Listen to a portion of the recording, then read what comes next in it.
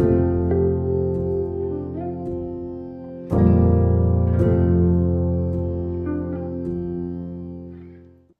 everybody, it's me, Joanna.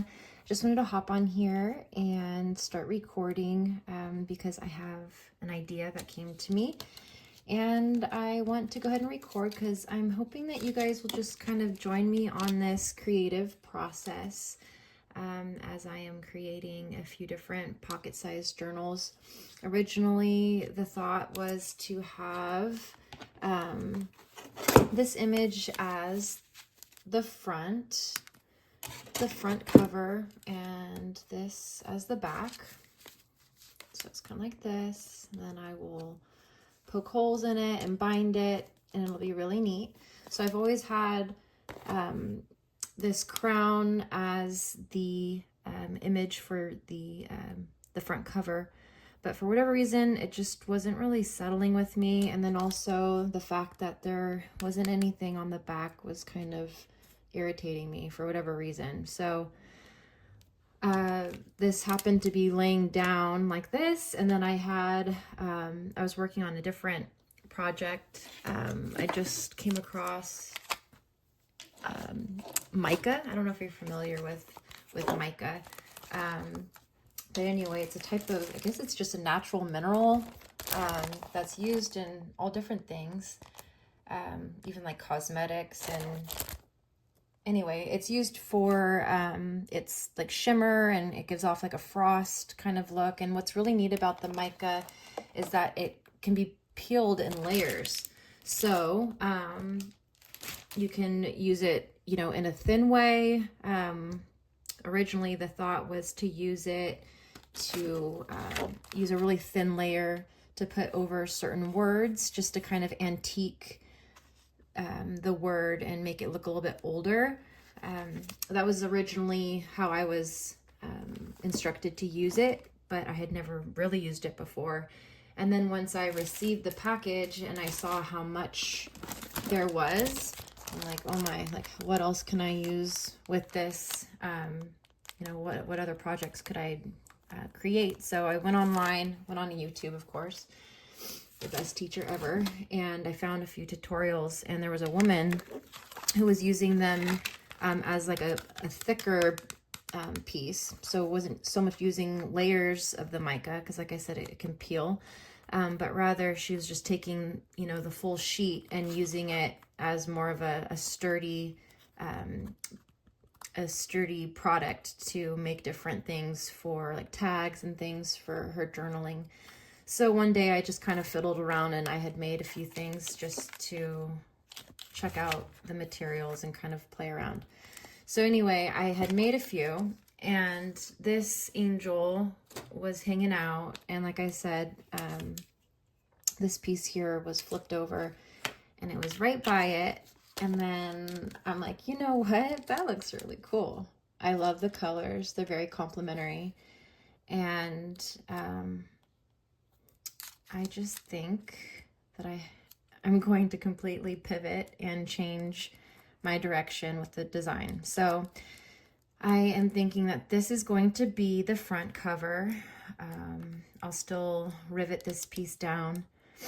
And I'm thinking of poking a hole here and then having this kind of dangle. I think that would be a really cool touch. I'm a fan of threes for whatever reason. So 1, 2, and then the third item would be the cross. For whatever reason, it's like pleasing to my eye. And okay, come on, you can do it, buddy. There we go. So anyway, I will secure this down as well as the revelation plate and poke a little hole here and then have this kind of dangle. And I think it's gonna look really, really neat as the front cover. And then this will be the inside. So it's a completely different design than what I was originally wanting, but I'm in love with it. But I am a little nervous of moving forward because I will be doing techniques that I have never done before. So I just hope that I don't ruin the project. But I've realized that I guess there's really no such thing.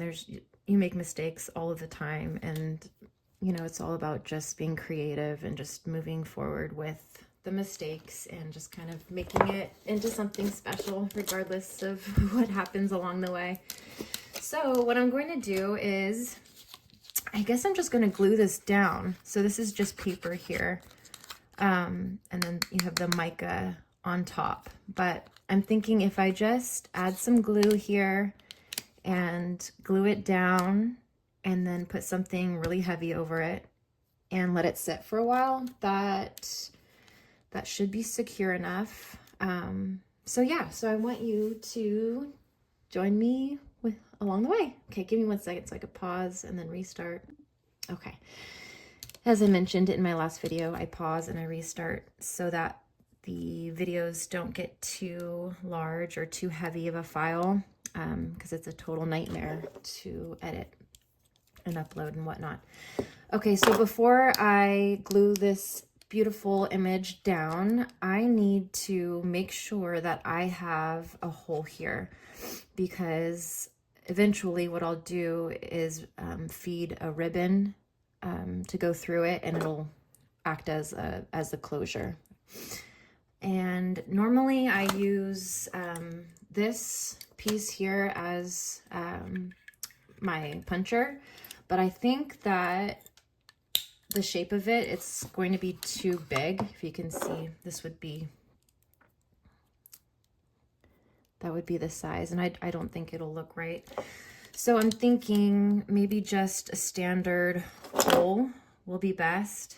I've never used this hole puncher on metal, but I'm thinking since this is such a lightweight metal that, or a thin gauge of metal, that I should be okay. So I'm just kind of using the image here as a guide. Let's see, I think that's kind of where I want it to be. Do I want it to go at an angle or straight? Okay, I think she will do best right there. Okay, and so then I'm going to, yay, it worked. Okay, cool. Cut it close there. Okay, so now I know that I'll be able to feed my ribbon through there eventually. All right, so let's go ahead and add some glue to the back of this image. I guess Mod Podge would work. I have a bunch of this golden medium. It's similar to Mod Podge. But I actually had purchased the wrong type of golden medium. It's, I guess this specific type, it has a little bit more body to it, and it's for, I guess, more sophisticated artists, more for like painting, and anyway, you could see how it kind of leaves like texture, so more ridges and just more body to the product, I guess. Anyway, I don't have much use for it, so I'm trying to use it in any capacity that I can, just so I'm using the product and I don't just let it sit here and waste, because it wasn't cheap. All right, so that looks like a pretty good layer. I guess I don't want too much, but I don't want too little. All right, and then, and it dries clear, which is nice, so I don't have to worry too much about if it's showing or not. Okay, that looks like a good spot. Yeah, I kind of want her at an angle. I think that looks cool. So what I'll do is kind of put some pressure so that she doesn't, oh, I was gonna say, so she doesn't slide around. All right, and then I'm going to add some weight to it. I'm just gonna use my steel block here, which is very heavy. And I'm going to let that rest, and I'm going to hope and pray that the image stays down and that it'll be nice and secure. And then from there, I can move forward with riveting this on and adding the dangle. And I'll go ahead and hopefully video or record that as well.